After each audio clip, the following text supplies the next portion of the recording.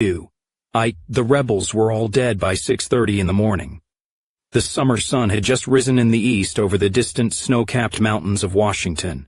Pockets of mist nestled in the low ground, and beaded droplets of moisture still clung to the blades of grass and the green leaves on the nearby forest floor. The long, sloping hillside glistened with dazzling pinpoints of reflected light from the dewdrops. The echoes of the machine gun fire and the RPG explosions died away, leaving only the hanging reek of cordite and the metallic smell of hot brass from thousands of ejected cartridge casings. Black smoke rose into the still morning air from the burning vehicle hulks on the road, and when a soft breeze sprang up, it carried the sizzling stench of burning rubber and charred flesh into the American firing positions. There was a long silence, and then the birds started to sing again. The commanding officer of the ambush scanned the kill zone with his field glasses. Major Woodrow Coleman of the Federal Anti-Terrorist Police Organization was a very black man with thick lips and a bristly, dirty-looking beard of short, curly whiskers. He was immensely pleased with what he saw in his binoculars. He knew now, Covington, that he had been right not to call in air support. The sight of a single helicopter, even high up, would have caused the enemy to abandon their vehicles, break up, and head for the timber, where long experience had taught the Americans it was most unwise to pursue them. This way the surprise had been total. The guerrillas in the two vans had been roasted alive when the vehicles exploded from the rocket-propelled grenades in the mines, but the ones in the open truck had managed to roll out with amazing speed and discipline. The only retreat for the rebels from the road and the spitting federal gun muzzles had been up the rocky slope pre-laid with radio-detonated claymore mines, and their only cover had been a few scraggly pines. Falling into squads, they had moved swiftly up the hillside with their own weapons blazing, right into the strings of anti-personnel mines that cut them down. Caught off guard even as they had been, Jerry Reb had made a fight of it. From the radio chatter in his earphone, the CO knew that some of his own men were down. Even under the sheets of automatic weapons fire and the shredding shrapnel, the partisans had proven to be cool heads and crack shots. "It's those damned Teflon-tipped bullets again, Major," squawked his chief medic in his ear. "They go through Kevlar like a hot knife through butter. Where the hell did they keep getting those damned Teflon slugs?" Coleman didn't answer. Right now he didn't care. Such was his savage joy at the carnage, at a lifetime of burning hatred at last fulfilled and slaked, his cup of revenge against the hated white man running over. It looked like the ambush had gotten them all. He could see dozens of the rebels who were down now, not moving, littering the hillside like crimson lumps of meat, twists of dirty laundry splattered in the dirt. "Alpha and Bravo teams, move in. Approach with caution," he said into his radio mic dangling before his lips. "Stay spaced, don't lump together, stay alert. Do not assume all of them are dead or disabled. Make sure. Blast anything that moves up there, check out the kill zone, and terminate any remaining wounded, but from where I sit I'd say that's a wrap, boys and girls. We finally nailed these racist motherfuckers, and it's about fucking time. So let's all have ourselves a good look at what dead members of the master race look like, what do you say?" Over 150 FATPOs rose silently from their positions, heavy lumbering shapes in camouflage weighed down by Kevlar and Bakelite body armor. They carried outlandish weapons bristling with odd scopes and plastic attachments, and their equipment creaked and rattled. They shambled up the hill in a waddling gait, hunched low to the ground, clanking and rattling like medieval knights, guns at the ready and nervous fingers on triggers. There was no motion on the hillside. One by one they surrounded and prodded and stared at the bodies of the rebels. Some of the corpses were big men in denim jeans and work shirts crossed with ammo belts, their jutting beards and glassy eyes thrusting into the sky, final snarls on their dead lips. Some were ordinary-looking guys with blood-soaked baseball caps bespeaking a head wound from a sniper, or one of the fragmentation mines that had been hidden in the trees and rocks of the slope, and blown when the rebels began their fighting retreat uphill. A few were women, their hair blown from under their caps and now soggy with their own blood. The Jerry's weapons were motley. There were some Uzis and Heckler Koch submachine guns, and there were a good many M16 seconds captured from the federal forces, as well as hunting rifles and a few Kalashnikovs possibly smuggled home from Afghanistan or Iraq or Saudi Arabia by the rebels who were veterans of the U.S. military. There were homemade grenade launchers, adapted from single-barrel shotguns, and stick grenades turned out in some secret workshop in Spokane or Tacoma. The FATPOs scuttled up to each body in turn, hesitantly, almost superstitiously, still afraid, still unable to believe that this time they had won. Time and again over the past 14 months, the NVA had killed hundreds of their comrades. On more than one occasion, this very crew had reduced them to a shameful, panic-stricken rout in carefully laid and ferociously fought ambushes and night attacks on their camps and barracks. But this time they were the ones who were caught and annihilated.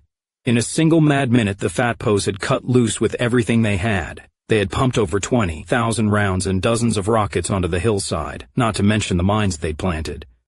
The body of every dead rebel was shredded and mangled. Finally, the lumbering behemoths in the creaking body armor found the two corpses they wanted most to see dead. The man was H. Covington, powerfully built, with red hair and a heavy flowing mustache. His eyes and facial features had been obliterated, only the mustache rising slightly above a mess of goo. "He must have caught a .50 caliber right in the face," muttered one of the federal troopers. The big man's slouch hat had been knocked 20 feet away where it lay on the ground. One of the police ripped open his shirt and jerked it off his bleeding body, exposing his arms. Viking female tattoo on right bicep, Confederate flag and horseman on left forearm, radioed another of the men. "This is Murdoch. We got the bastard, sir, out. Fucking standing," growled the major, lumbering up beside them, unable to wait any longer to see it all for himself close up. "And what about that skank blondie hoe of his?" "Her too." The girl in camouflage fatigues lay on her side, her cornsilk hair trailing over her extended right arm. Her eyes were closed, and she looked almost like she was sleeping. The tip of her dead fingers just touched the grip of her AK-47. The feds had to bend down and look closely to see where the back of her head had been blown away. "That's Melanie Young," said one of the officers, a young white man who took off his helmet to reveal a military buzz cut. "I recognize her from her file photos." The black major laughed aloud in pure joy and viciously kicked the dead girl's body. Once, twice, 3 times. "Is that really necessary, sir?" demanded the young white trooper. "Got a problem with the brother dissing white women, Mac? Maybe you want I should tap dance and shuffle a bit for the poor dead missy. You want a little session with internal affairs down at the Homeland Security lockup in Bremerton, Mr. M.C. Bride?" snarled the major. "No, sir," replied M.C. Bride woodenly. "Then shut you moof. I want to kick this bitch in her dead racist ass. I kick the bitch. I want to check out her titties. I'll do that too. Got it?" Coleman suited his actions to his words, leaning down and slapping her face, ripping open her camo shirt to expose and leer at her blood-dripping breasts. "I got it, sir." M.C. Bride looked away, up over the small valley that was now lighting up as the sun rose higher in the sky. He got it all right. The fog and the dew were burning away in the sunlight, and so were the last of his doubts. M.C. Bride knew this was it. He'd put up with everything else. He'd put up with the torture in the interrogation centers, the mass deportations of whole communities, the bulldozing of family homes, the pass laws, the closures and checkpoints. He had put up with the suspension of habeas corpus and the secret military tribunals, the brutalization of people he considered to be fellow Americans. He'd looked the other way, pretended it was necessary to save lives, told himself that the people he helped to victimize were terrorists or terrorist sympathizers, racists and Nazis, less than human.